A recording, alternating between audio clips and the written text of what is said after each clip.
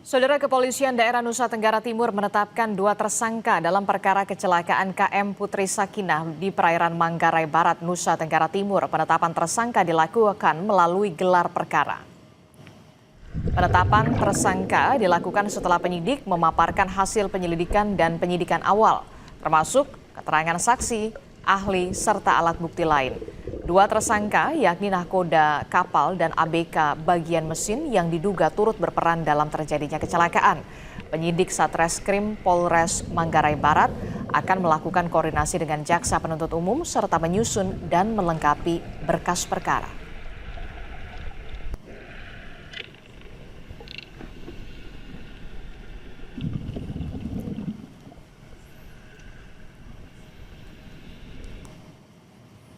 Dalam rilisnya, Kabid Humas Polda Nusa Tenggara Timur, Kombes Henry Novika Chandra mengatakan berdasarkan hasil gelar perkara yang melibatkan unsur Ditreskrimsus Polda NTT, Propam, dan fungsi pengawasan internal, disepakati penetapan 2 tersangka dalam perkara kecelakaan kapal KLM Putri Sakinah.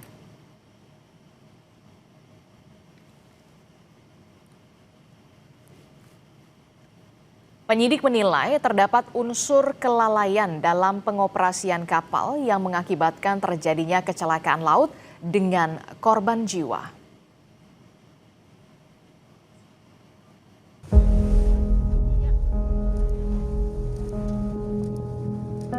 Tabur bunga dilakukan tim SAR gabungan di lokasi tenggelamnya kapal wisata Putri Sakinah di perairan Taman Nasional Komodo.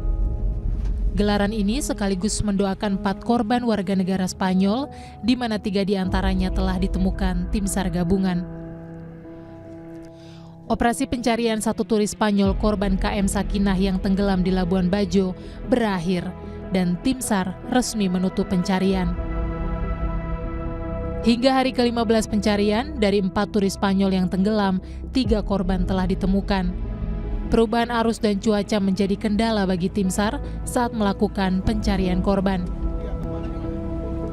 Jenazah korban pertama ditemukan pada 29 Desember 2025 lalu.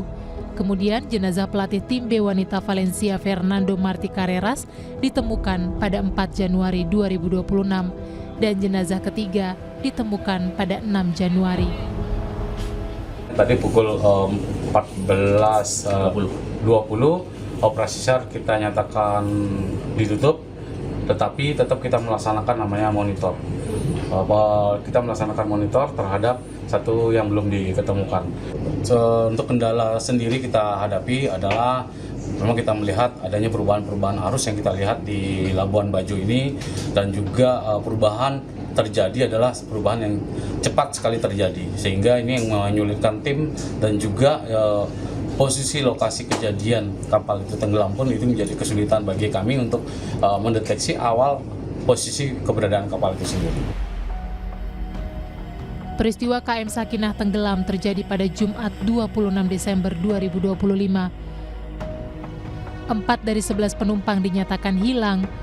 Keempat korban merupakan pelatih tim B wanita Valencia Fernando Martí Carreras dan ketiga anaknya. Kabar ini juga menjadi duka bagi sepak bola Spanyol dan atensi pemerintah Spanyol. Istri korban juga sempat bertemu dengan Gubernur NTT. Selama pencarian, 168 personel tim SAR gabungan dan 18 kapal dikerahkan. Sonar sistem dan SIBOP juga diturunkan di lokasi tenggelamnya kapal Putri Sakinah guna mendeteksi bangkai kapal di lokasi tenggelamnya kapal Putri Sakinah.